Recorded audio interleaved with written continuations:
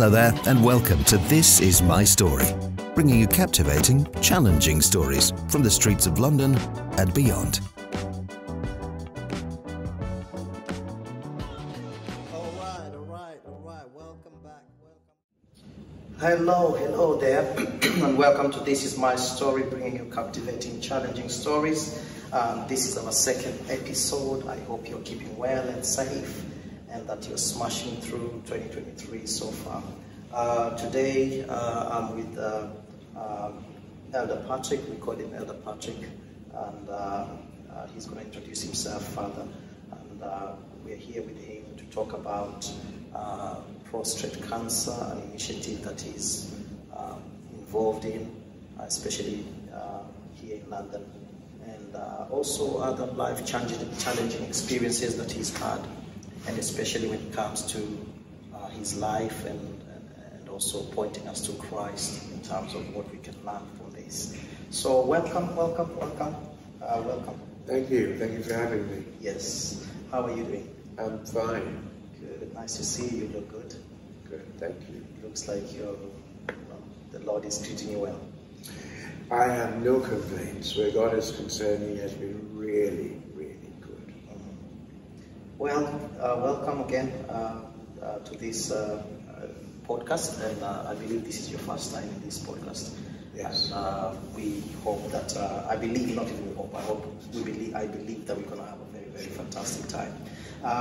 Let's just maybe if we can just know you better. Who is Patrick, and who are you? We see you, but we you don't know me.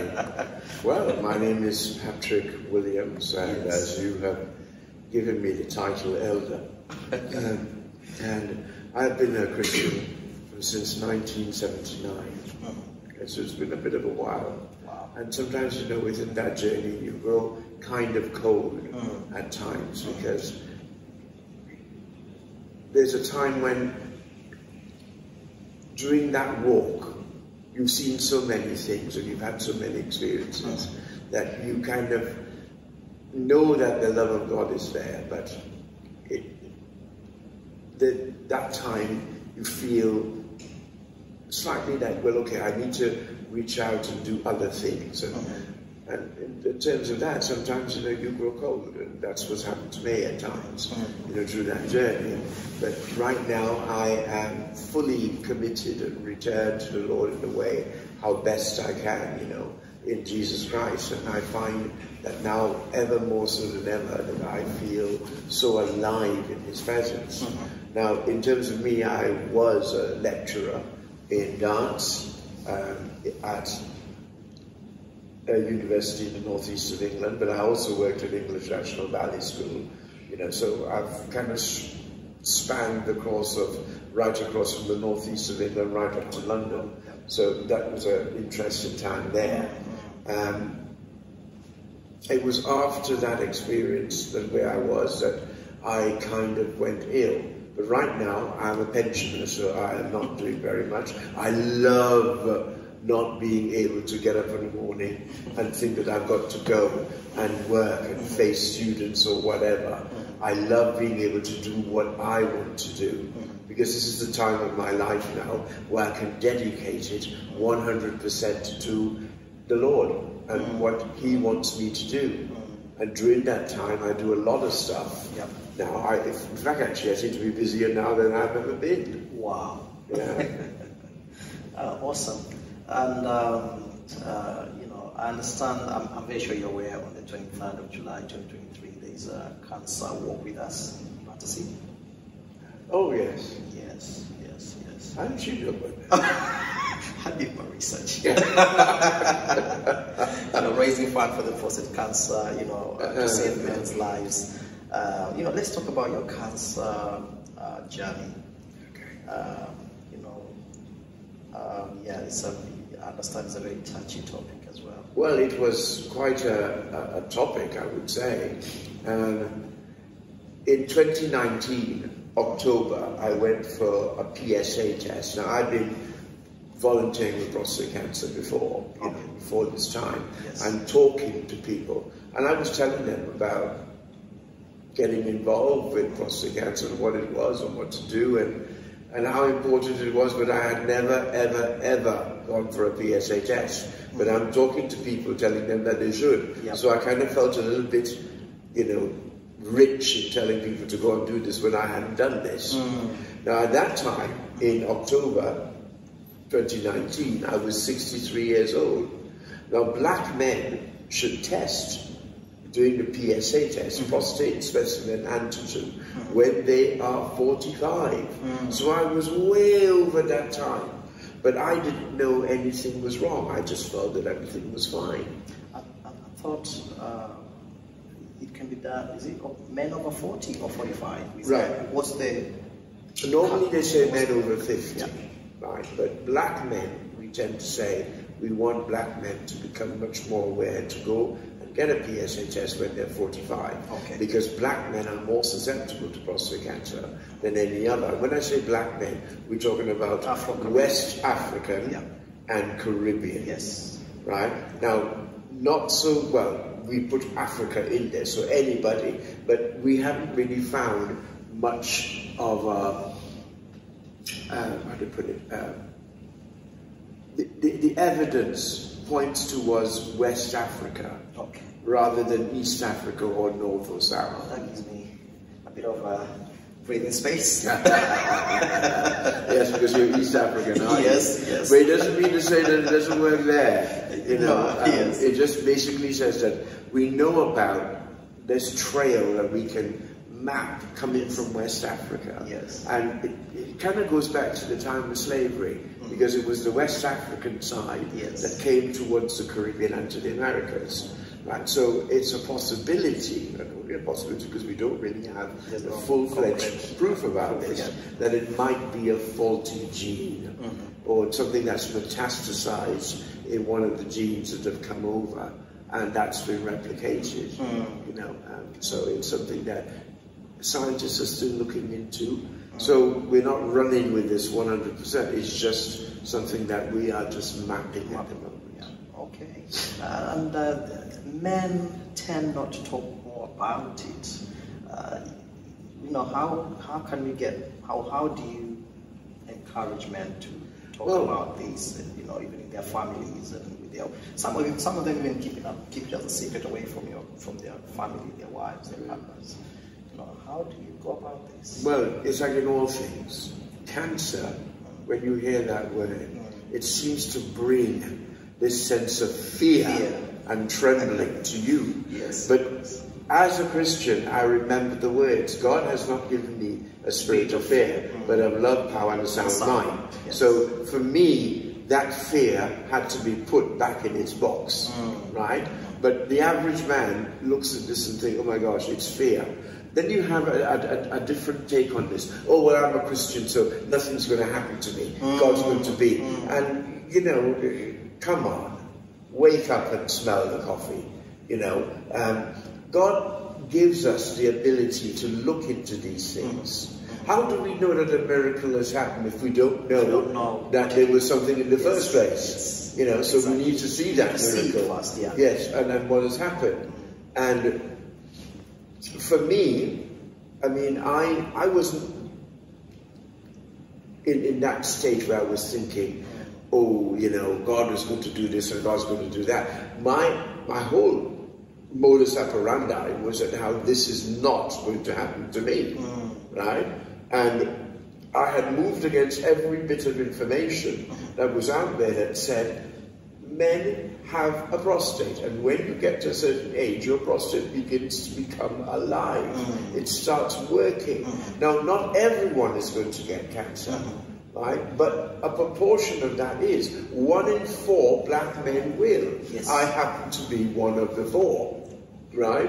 You know, so, but it doesn't mean to say that you're going to get it, right? Because it's still 1 in 4, right? So we have to be in a situation where we look at that. Now, if you have someone in your family, your father, your brother, your uncle, your granddad, who has had prostate cancer, those stats change and becomes 1 in 2.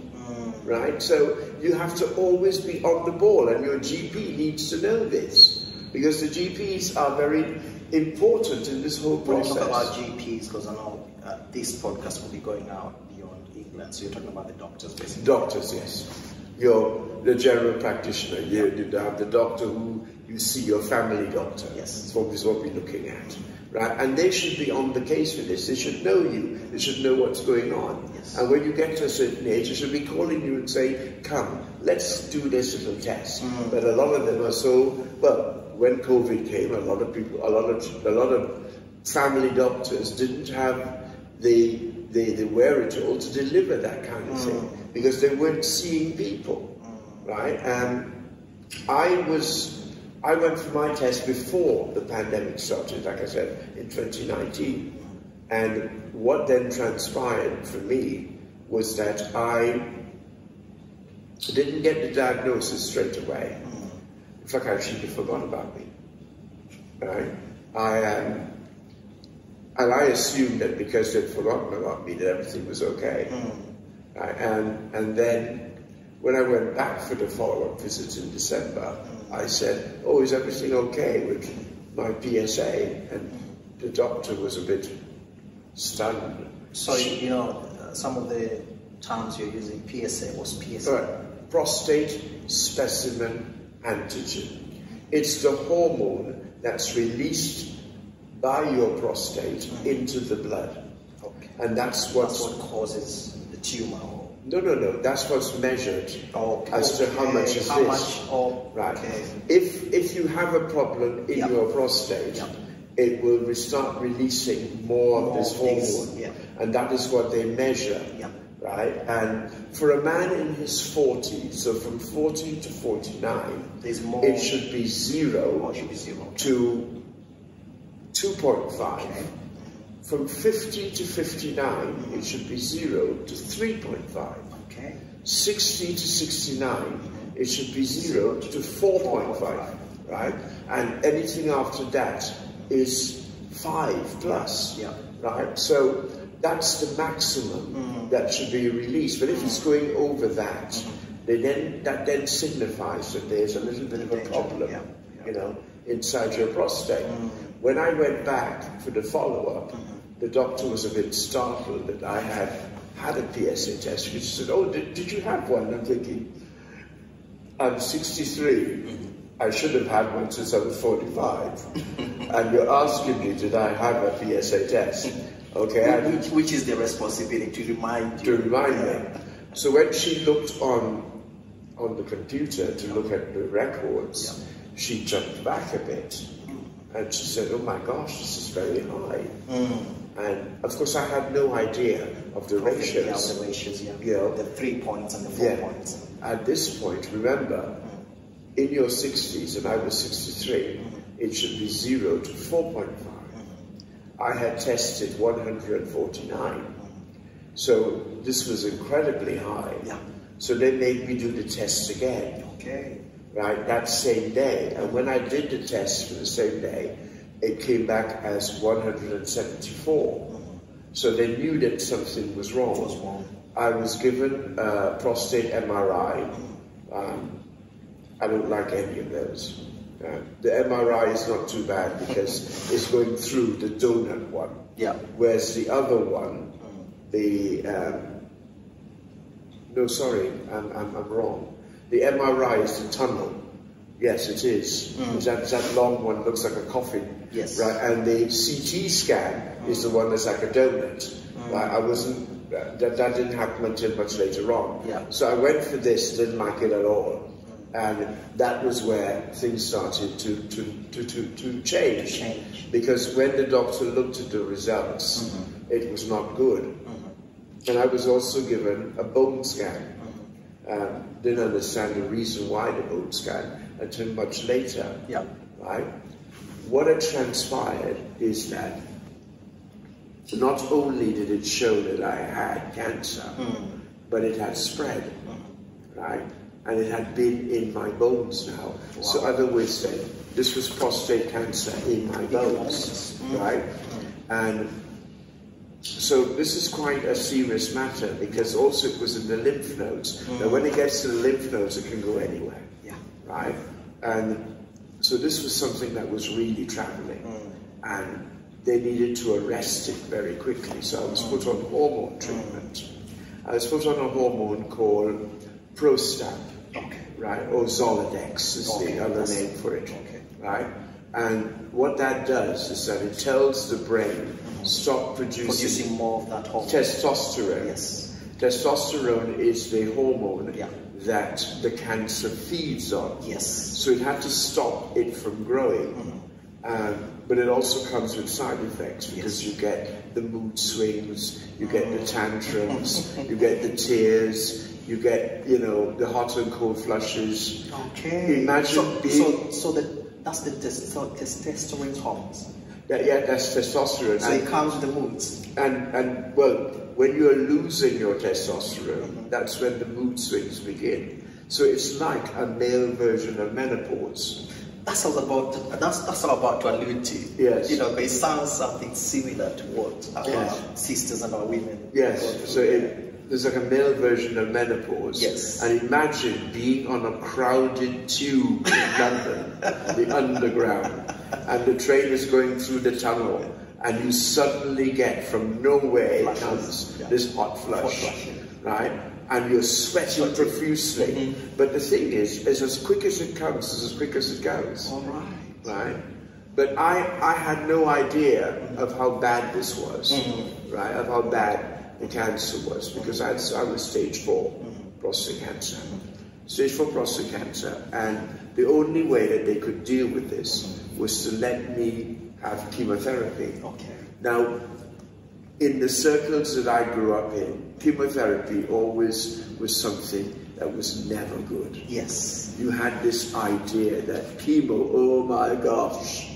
But you know, it's still perceived that way in some quarters. It is. Yeah. But you know what?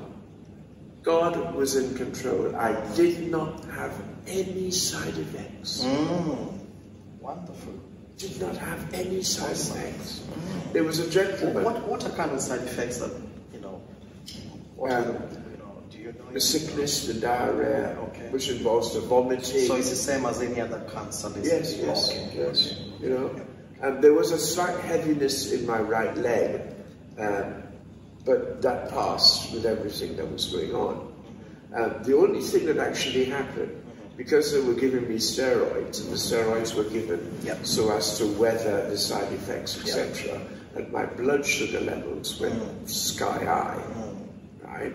And that was a problem that I had to face, because it's taken me from 2020 until now to bring those levels under control, right?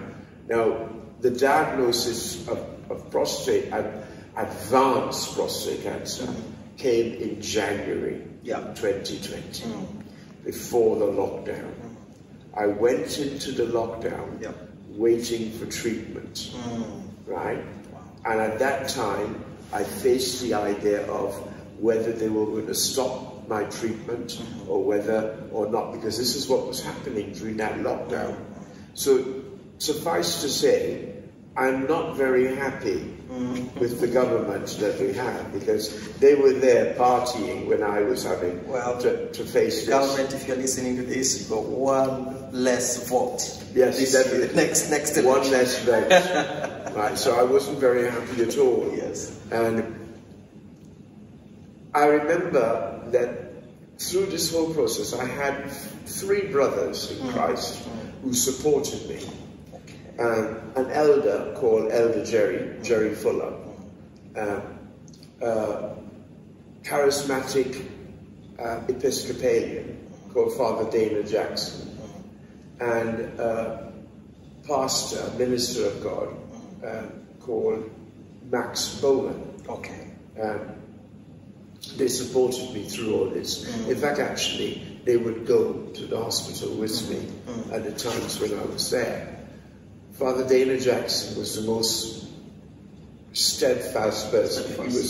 He would always have his notebook coming out, and he would take copious notes of what was being said, because a lot of things went over my head, right?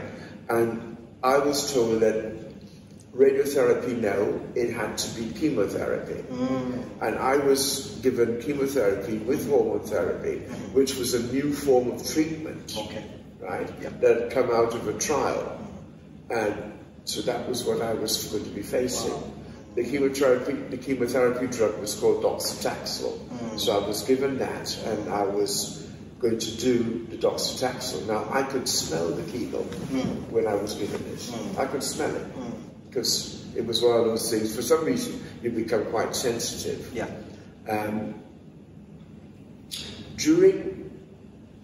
We're trying to get the timeline for this correct. I think it was towards the end of my treatment that one night, now I don't know if I was asleep, I don't know if I was awake, but this thing felt so real to me, more real than I could ever imagine. I had a visit, or shall I say a visitation, right? An angel came to me. And some people would turn around and say, "You're right." No, but I'm telling you, an angel came to me and said to me, "God has healed you. I have come to tell you that." Right? Wow. So I got up the next, I was awake, and I thought, praise the Lord. That's the first thing I did. Praise the Lord. Thank you, Jesus. Right? And I think I went to sleep after that. But I got up the next morning so clear about what I had seen that I knew that this was 100% correct. And when I went back to the doctor after my chemo, they had to do all the tests. They couldn't find the cancer anywhere in my body. They couldn't find it. So God had truly cured me. Now, one of the clinical nurse specialist, who's retired now, said to me, "You are a very rare person." And I'm thinking, why is that? He said, because normally, coming from the height of the PSA where you were, normally you would hover around possibly 0 to 3 or 0 to 4 or 5, but never into 0.0. Right? He said, that is very, very rare. And I thought to myself, no, it isn't. When God does a work, God does it properly. Right? Well, there could be somebody out there, maybe a Christian or a non-Christian, and maybe a patient who's suffering from cancer or prostate cancer. And in light of their relationships with God, they have questions. You know, what kind of world is this? You know, because maybe they might not have the same faith as you. You know, you had the faith that kept you going. You had a support team that was godly and you know, encouraged you. And of course, as you rightly said, you know, you went and God visited you in a special way, and you know, and you are healed actually. But there's somebody out there who sees this in a negative way. No, sorry, I think this is coming.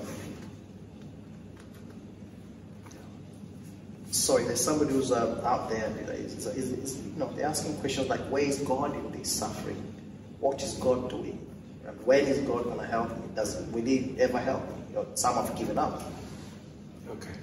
First and foremost, let me be clear. Sickness is not of God. Jesus took all of that on the cross. Right? Sickness doesn't come from God. He may allow sickness to come to you so as to develop and increase your faith. But that only happens with people that He knows will develop from that process. God never wants any of us to go through this. But then remember these words, whosoever shall call upon the name of the Lord shall be delivered. Right?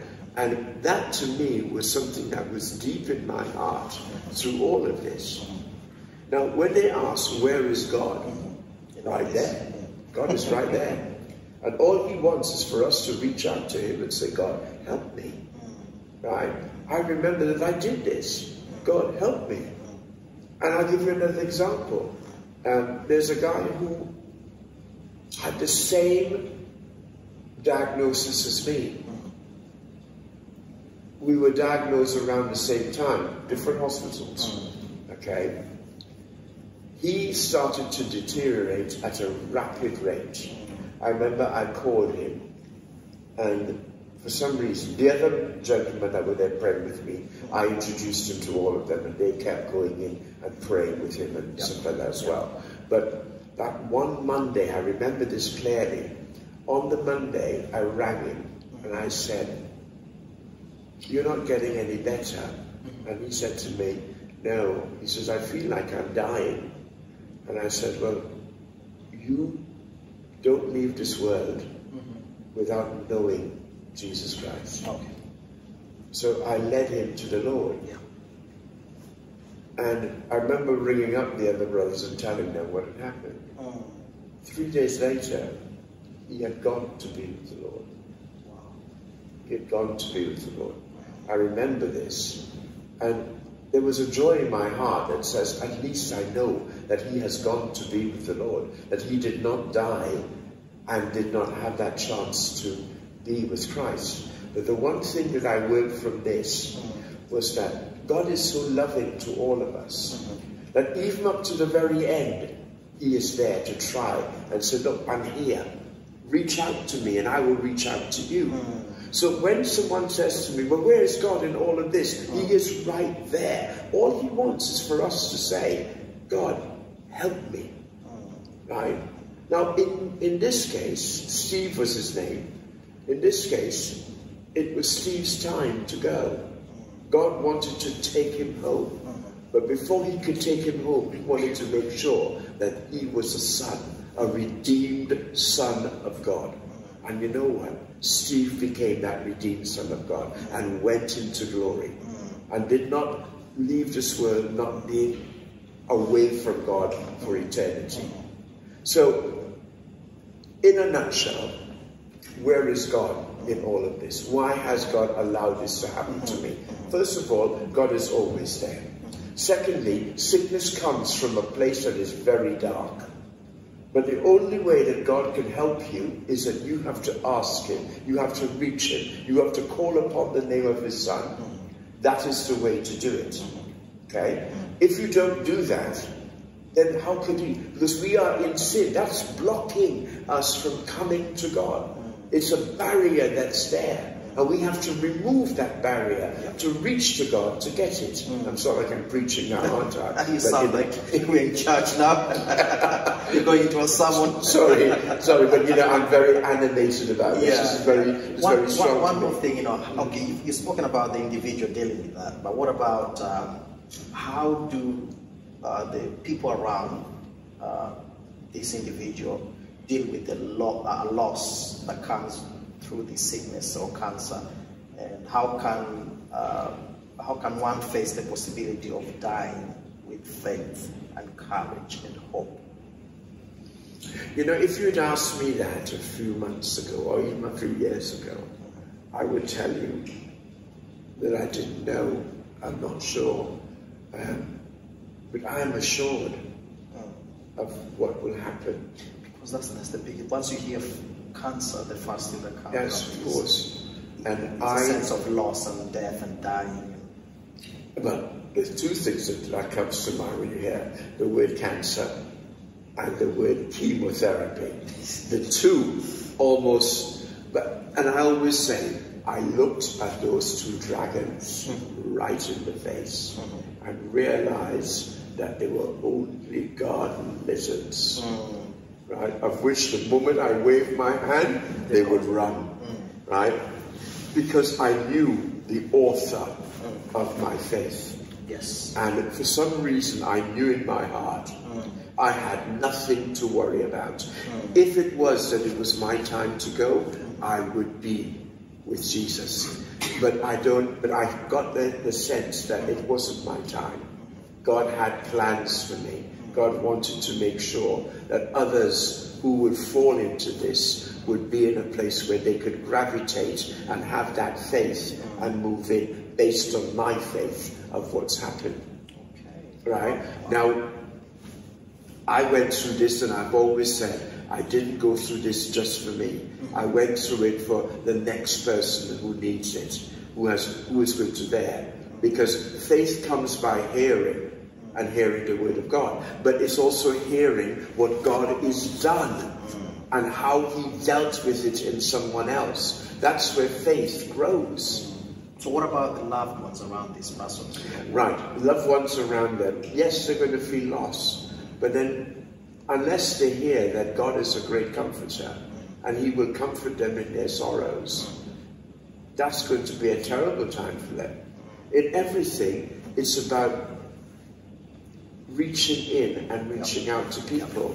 It's about being in the right place. And like, for instance, I live in here now, in this place, and it's full of people who are facing the prospects that it might be soon their time, right? But I live my life as a Christian, and they know it. And yesterday in church, I had a sense and a feeling that whatever happens, I know that I am cocooned.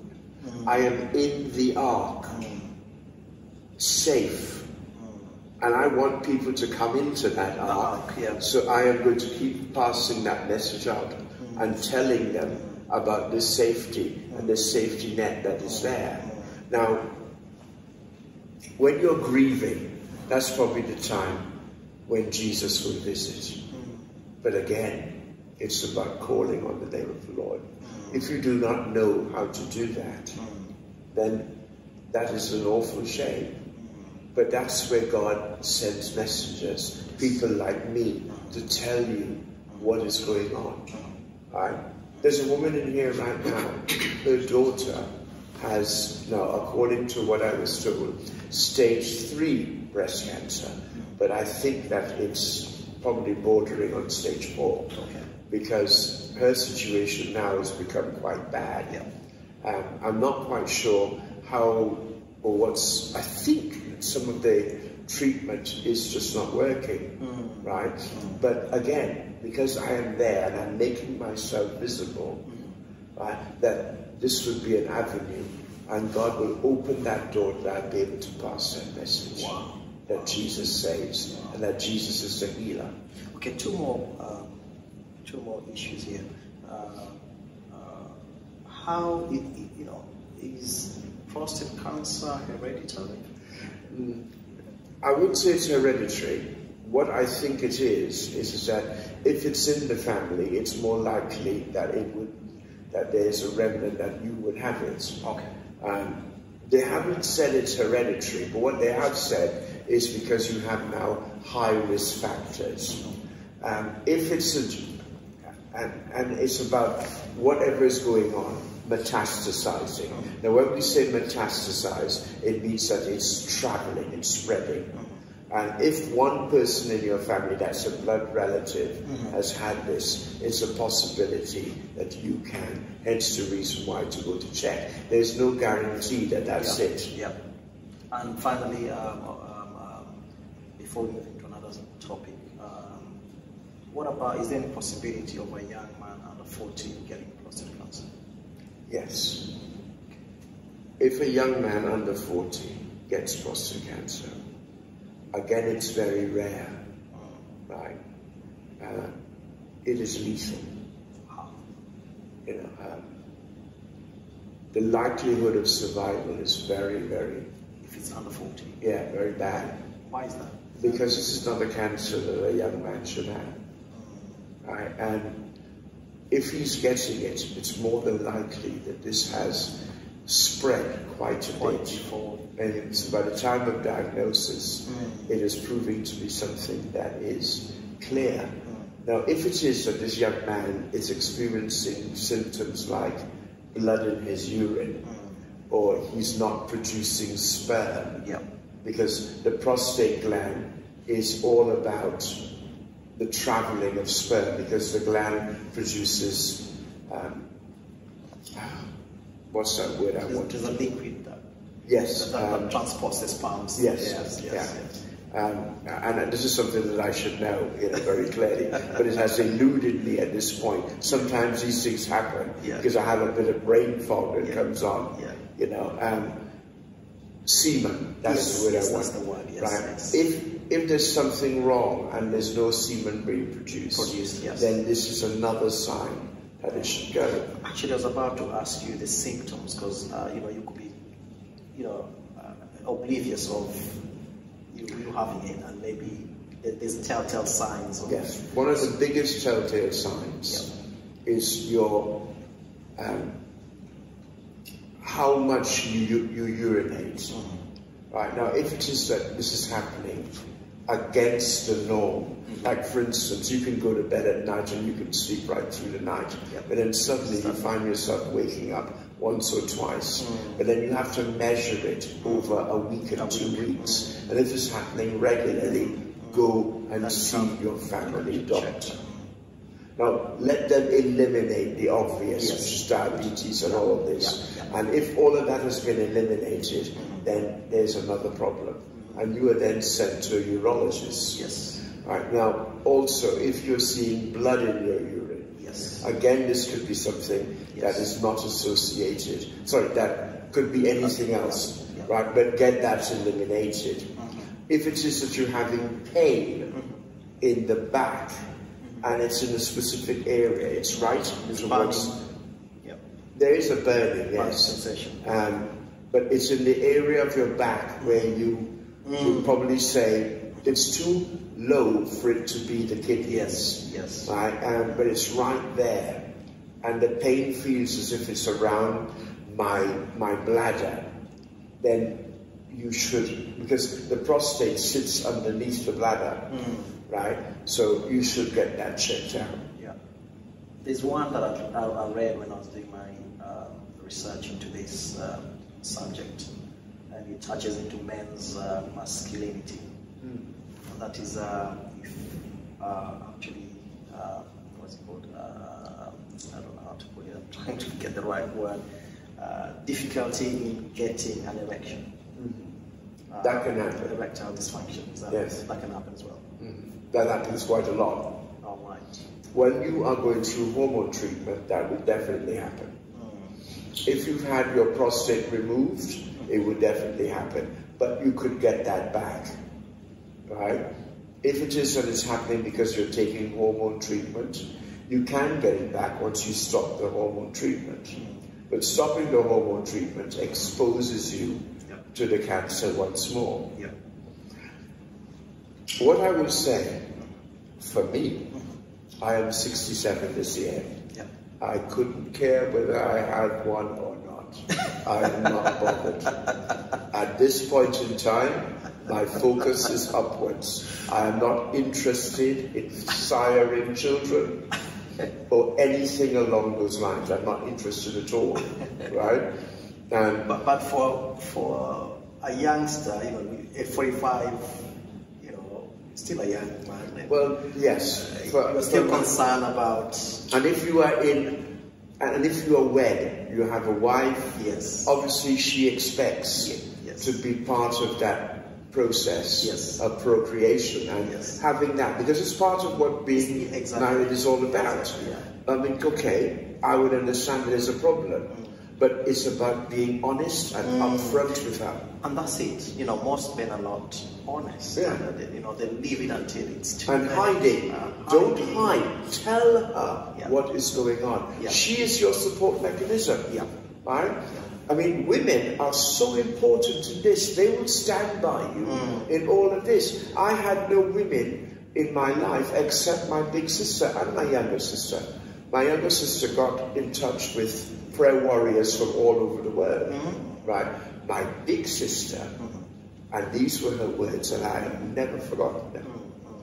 She said, and I quote, "Let me be clear. You are my #1 priority."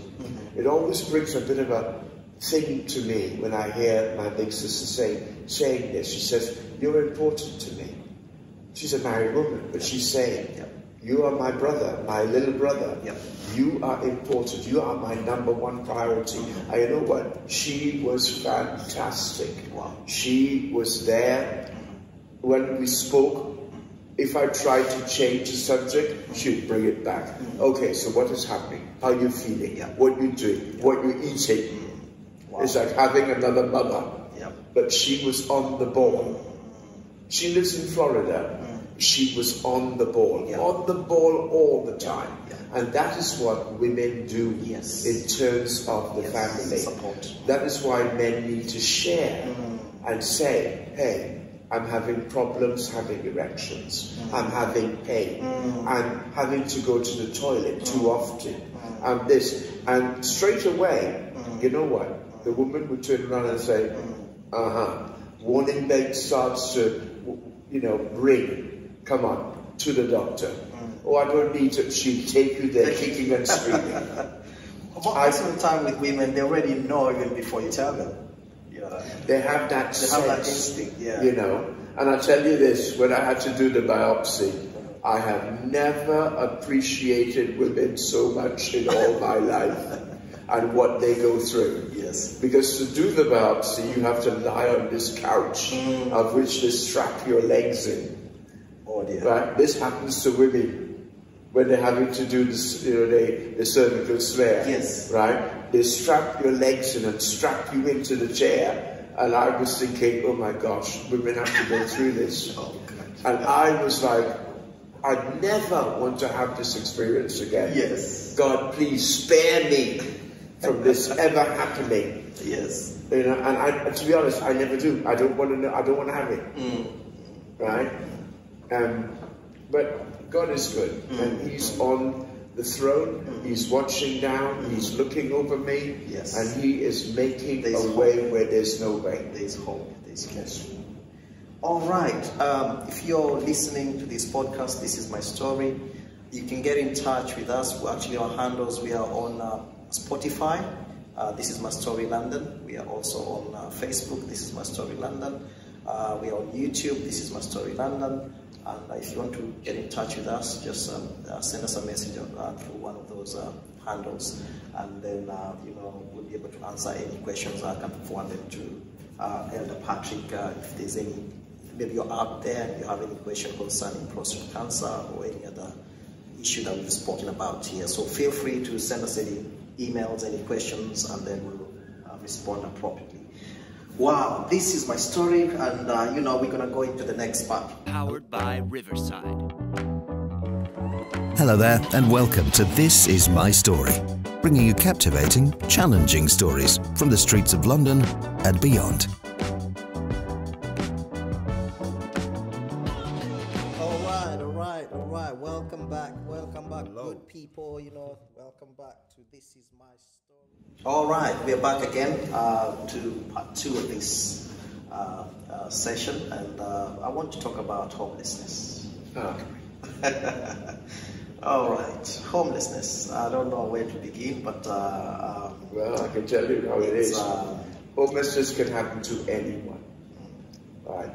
And it's all down to several things. One, your inability to pay your rent. And that can come from a multiplicity of things. You've lost your job, you have had a sickness that causes you not to be able to work, and you're not being able to provide anything for yourself, right? A family breakdown, it can be a multiplicity of things. And homelessness is one of the worst experiences that a person can go through, right? Because it's a time where you feel so much alone, and you've got to then get help and support from somewhere, right? In this country, in the United Kingdom, you can get all sorts of different help from the government in terms of they can get you on a payment regime called universal credit, right? And there's a number of things along those. Right? In my case, my homelessness came because of my illness. Okay. I was unable to look after myself. Now, my homelessness was in 2021. This was after my diagnosis and treatment, right? I became homeless then because I was working, I was unable to work, right? And through that, unable to pay for basic things, for everything. And I lost my home, right? And when I talk about lost my home, I really mean, because I was on the street. I was on the street at the age of 64, right? Who is asthmatic, insulin dependent, a cancer patient, because I was still under observation. And I remember the night, it was a Thursday. During that day, I knew that that was it. I was going to be on the street. And I didn't really know what to do. And I remember walking around, and the only thing I had in my favor was I had a freedom pass. And the freedom pass allowed me unlimited travel anywhere, right, on the buses and on the tubes. And I remember getting up and thinking, okay, I'm going to go out. And that day I went out, and I was out and about, and the night came on, and I thought, oh my gosh. Now I had appealed to an organization called Street Life. Now what Street Life does is that they have to come out to find you. And when they find you, that is the process of where they can then start helping. But what they don't tell you in this is that Street Link takes up to 2 days before they will come up to find you, right? It isn't immediate. You can ring up. How does a homeless person get in touch with Street Link? You call them up. Okay. You find their free number. No, it's a number that you ring. I don't recall it being. Because I'm assuming this is most homeless people, of course, they will have their finances to. No, they will. Or even to have a mobile phone or a line and all that. So. But what happens with Street Link? They can take referrals from anybody. Okay. So, like, as a church, if you know of someone who is homeless, you ring them up and you say, look, we have seen this person who is homeless, and we really think that they have a major need. We would like to help. Now, I would not advocate anybody just reaching out to someone they can see that is homeless. Because the bottom line behind it is you need to know what are the facts behind this. Now, if the facts are because of drug abuse or alcohol abuse, right, reaching out to help at that point, you need to have the right agencies that will do that. I'm not saying that as a Christian you shouldn't. I tell you what, I've made that mistake before, you know, as a church and leader in the church. We had, okay, of course, we receive a lot of people coming to the services, and once in a while you have someone walking in saying he's homeless. And out of compassion, you know, we try to help, but without actually digging in to find out exactly what's the reason behind. You know, we just blindly went, and I remember what we did is we kind of put on, gathered some offerings and some money together. We put the guy in a Hilton hotel in Surrey Keys, you know. Hilton Hotel is grade 3 or grade 4, you know, rating. If possibly not a grade 5. Once we checked him in. It even last I think it was that night we checked in around. Okay, we checked in after the service around 4 o'clock. I checked him in and left my contact detail with the hotel receptionist or management, and you know, we said, okay, we're going to keep him there while we're trying to contact the authorities, you know, to help him out, since he's decided to be part of us, the church. And it even last less than, I think before midnight, I had a call from Hilton Hotel. They say there's a lot of smoke coming out of this room. You know, the room that you just booked in, and I'm afraid we'll have to check your guest out. And I was like, why? They said, because we are suspecting drug abuse. Oh my gosh. Wow. You know. So, and that's how, and actually, the booking that I used, the way I booked the gentleman, he was a gentleman, is through one of the church members who had a loyalty card, Hilton loyalty card. So she lost that card. Okay. She lost that privilege. You know, and the guy was checked out because when they opened the door, he was actually drug dealing. He was selling weed and.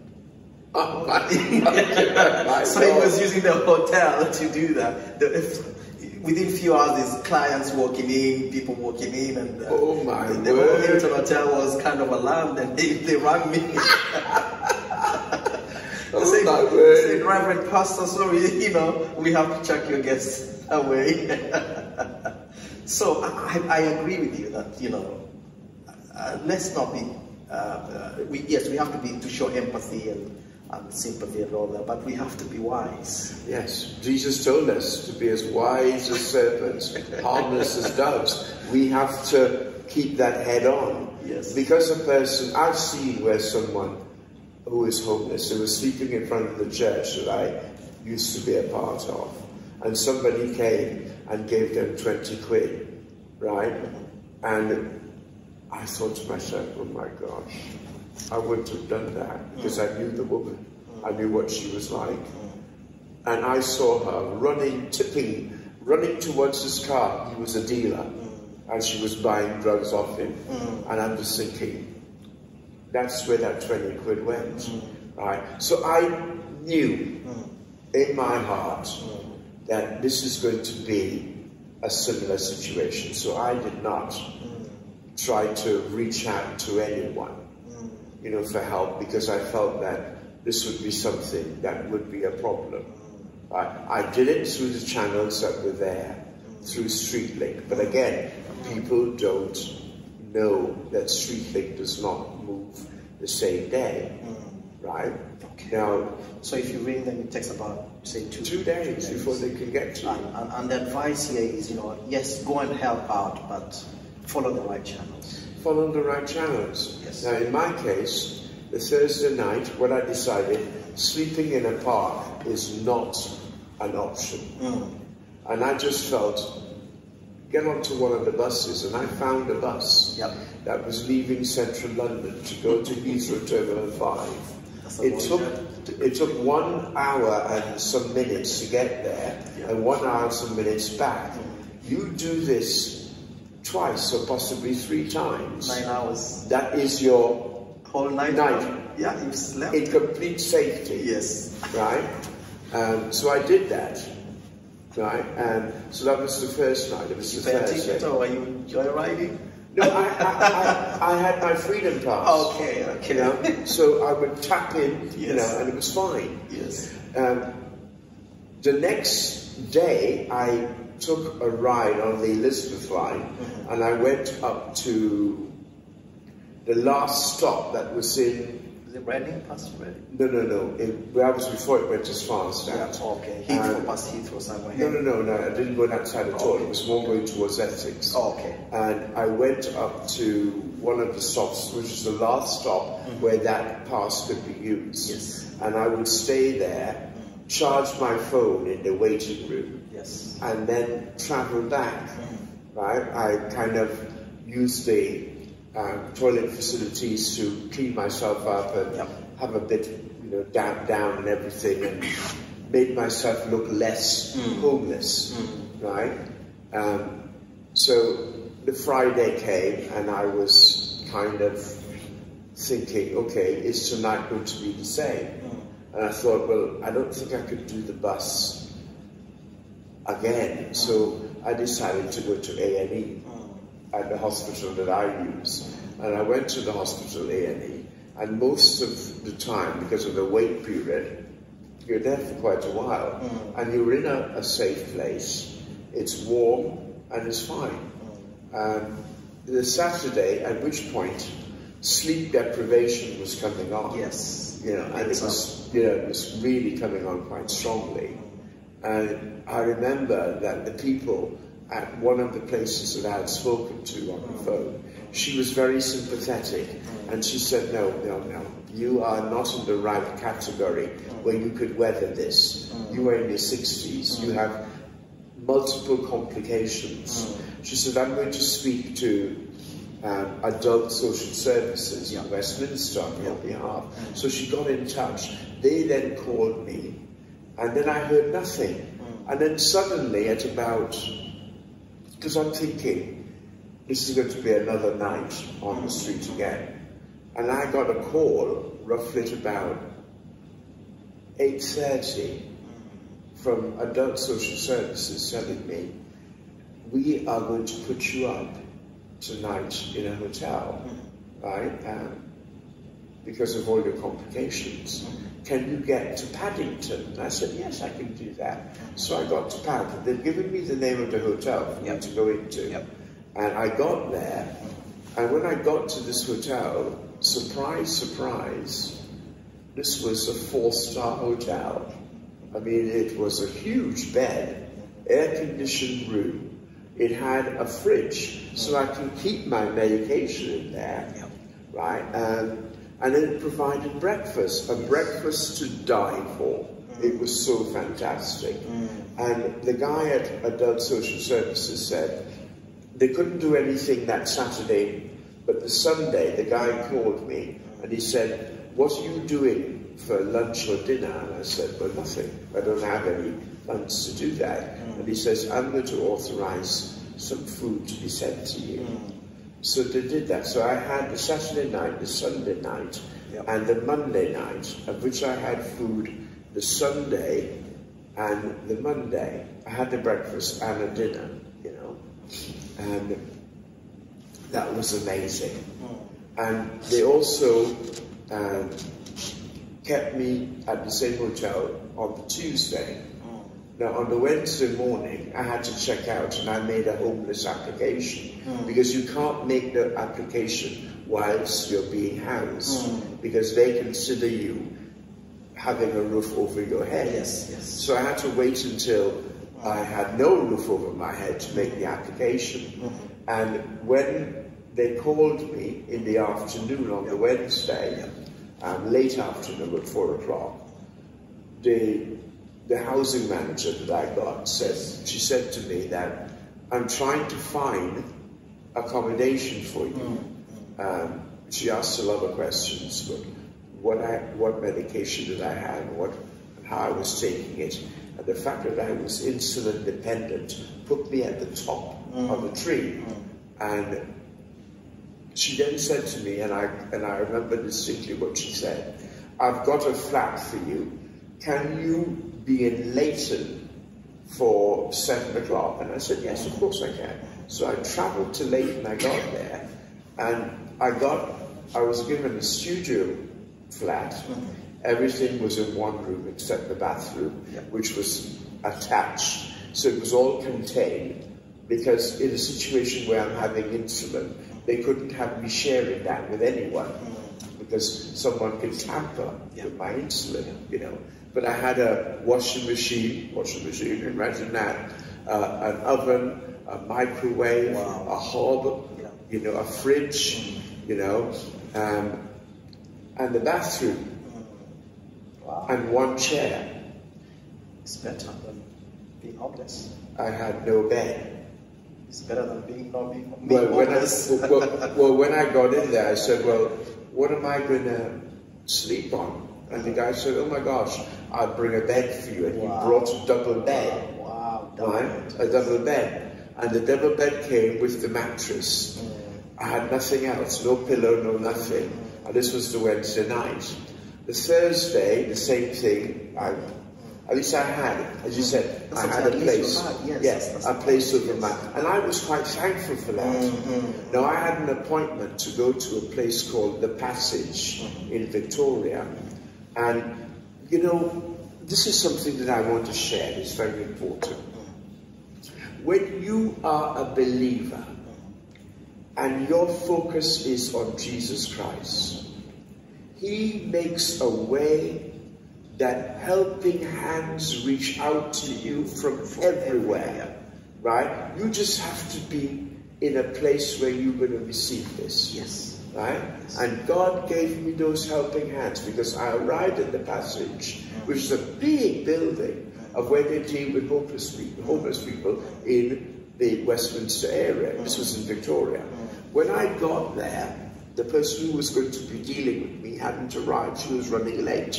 So what they said to me is, oh look, go and have yourself breakfast, because they were serving food. They have massive kitchens, and people come to get a hot meal. So they were serving breakfast, so I had a cooked breakfast, scrambled eggs, bacon, sausages, bread, everything, the whole lot, cups of teas and coffees. I met the woman, she took all the details. She was quite startled to hear what had happened to me and what was going on. And she passed me on to another section within that building called the homeless team.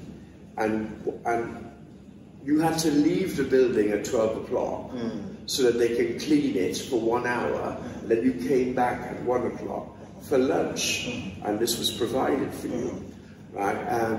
So I was told that we had to do this, so I went out, nowhere to go. So I went to Westminster Cathedral, and I sat in the cathedral in a state of quietness and just contemplating what it is. And my phone rang, and it was one of the guys in the homeless section, and he was quite, for some reason, God had given him a heart towards me.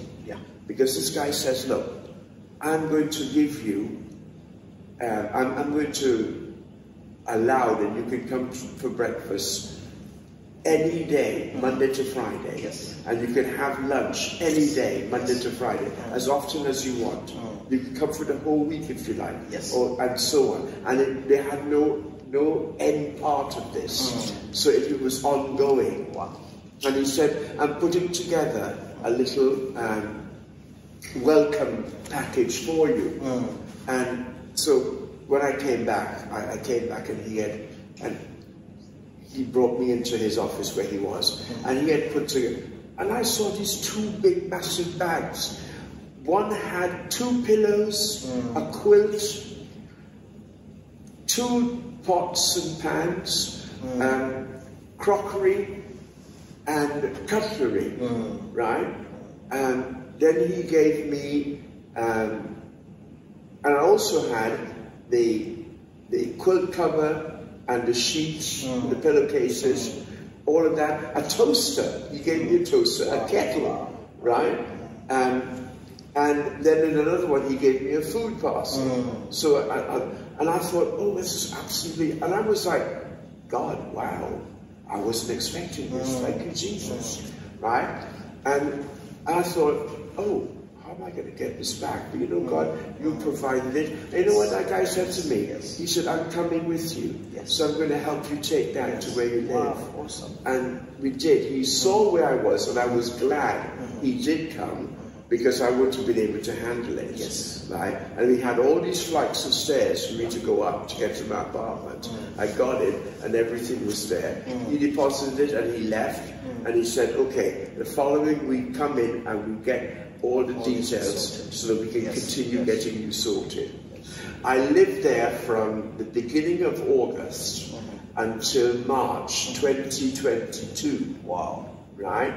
And this was the beginning of August 2021 until March 2022, where I left and was given this place. So I saw God's hand, every part of it. Now, in the midst of this, my son, Matthew, who you have met, was going through a lot of problems at this time.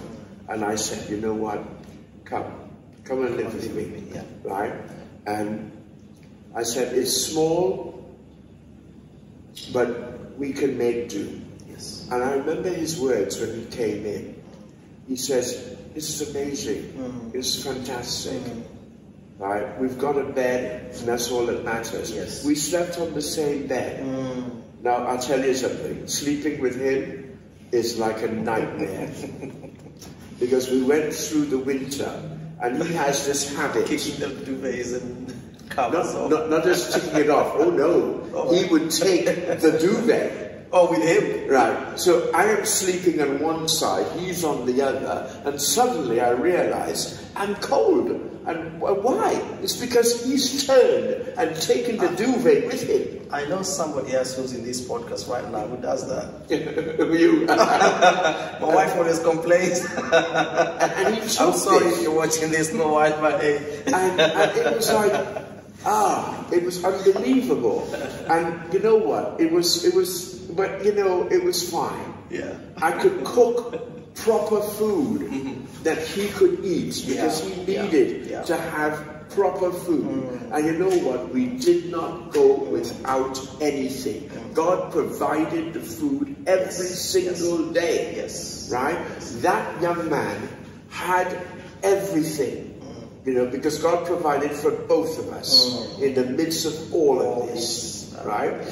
When I got the news about this flat, because I was told by Westminster that they had accepted responsibility for me, but I was not put into the position of having to bid for the property. They told me they were looking for some place specific for me. Now, I don't know any council that does that, because what they usually tell you is that, well, you are allowed to bid for the flat. I didn't go through that. They said, look, and when they rang me to tell me we found this, now here's the best part of this. They did not know about Matthew. And they offered me a 2-bedroom flat. Wow. And I again, it was a miracle. Another miracle. And I came into this, I came to view it. There was no carpet on the ground. There was nothing in the flat except a shower. Right? And I thought, God, you've given this to from me. homelessness to a 2-bedroom property in a very posh-looking area, neighborhood and everything. Yes. And I was going to the church, which is the Apostolic Church in Romford, and there was a prophet there. And I went to him and I said, I just need to pray, and I need to hear from God. And he said to me, this is what I'm telling you that God is telling me. There is nothing in your way for you to have this property. God has cleared the way. And you know what? Everything came through like that, one after the other. Right? And I was so amazed. Wow. I came into the flat with nothing. And everything that's in my flat at the moment was hand-given to me. Nothing I paid for. Again, another miracle. The money to pay the rent for this has come via the hand of God. On several occasions, I would see coming into the account money that I had not put that went towards the... And I was thinking, well, this could only be God. God gave me this. Hence the reason why, right now, I have given the property back to God so that God could use it for whatever. And I've opened my, as you know, I've opened my house up to my church now, which is here, which, you know, you come on a Wednesday and we have leadership meeting. We have leadership meeting. It's great, you know. And at times, you know, your family have come up, and members of the church, which we've had lovely dinners. And yes, it's been wonderful. And there was one time when you invited everyone that was here. You know, and I kept thinking, Lord, I don't know if I have enough. But it's stretched. From your stories, you've trusted God for healing, you've trusted God for a house. I know. What about those few people coming into it? You know, for God food. provide. And God did provide, because the food, we had food left over. Yes. You know, and again, you know, it's like seeing God in motion. So through this podcast, could I send a message? Yes, you know, go on. And the message that I want to send here is this: God is real. Yes. He's there. Yes. If you are someone who believes in him and have given your life to Jesus Christ, he will see you through. And this is a word, and it's so true in what is said. I have never yet seen the righteous forsaken or his seed begging bread. So therefore I can tell you, trust in the Lord, and he will make the way. Because of all things, when God gives you something, it is a perfect gift. It will not be retracted. You have to give it away. You have to turn around and say, I don't want it. Yes. And believe me, I can tell you this. I want this with every last fiber in my body. God has given me healing, right? I've accepted that. I am claiming it in the name of Jesus. He's given me a home, right? With a son who, by the way, is unbelievable. He's going through so many issues at the moment. And again, God is working. I think he's working on that. He's working on it. You know, and we both have been through that homeless situation together, right? And being homeless for one person is bad enough. For two. When you have two, And it's your own child. yes, it's a hard thing, right? But through this, it wasn't hard because God came and made the way. Since I had that place that I got in Leighton, He has lived with me continuously since 2022. Wow. August. Awesome. You know? Well, wow. I'm short of words. You know, I don't know how to. But our time is well spent. Okay. I say well spent because the stories you've had really, as our title goes, you know, captivating and challenging. And thank you so much, Elder Patrick, for availing yourself. And my name is your host, Reverend Victor, and this is your story. You know, keep tuned in our channels. You know, keep checking for new stories, and I will be bringing you more stories as time goes by. I'm very sure we'll invite you back again. You know, for it's lovely to have you. You know, so thank you. And there's something I forgot to do in this podcast. I always start with an African proverb. Okay. Yeah, and then you have to decipher it. What is the African proverb? So today's proverb is based on the homelessness that we just discussed, and that is, do not call the forest that shelters you a jungle. Okay, I get that. What do you understand by that? Well, basically, wherever you are, do not call whatever is happening to you a mess or a place that is of no value. Value where you are. Value. And God will increase that. I've experienced that firsthand.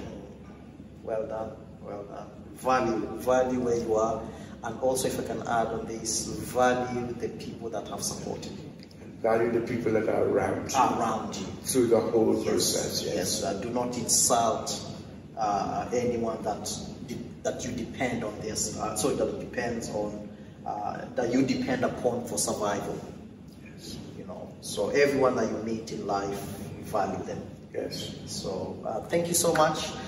Remember, this is your story. This is my story, London. You know, you can check us out on our social handles, Spotify at This Is My Story London, YouTube at This Is My Story London, Facebook at This Is My Story London. And what a better place to end this podcast. And until we see you again, thank you so much. Amen. And God bless. Powered by Riverside. Hello there, and welcome to This Is My Story, bringing you captivating, challenging stories from the streets of London and beyond.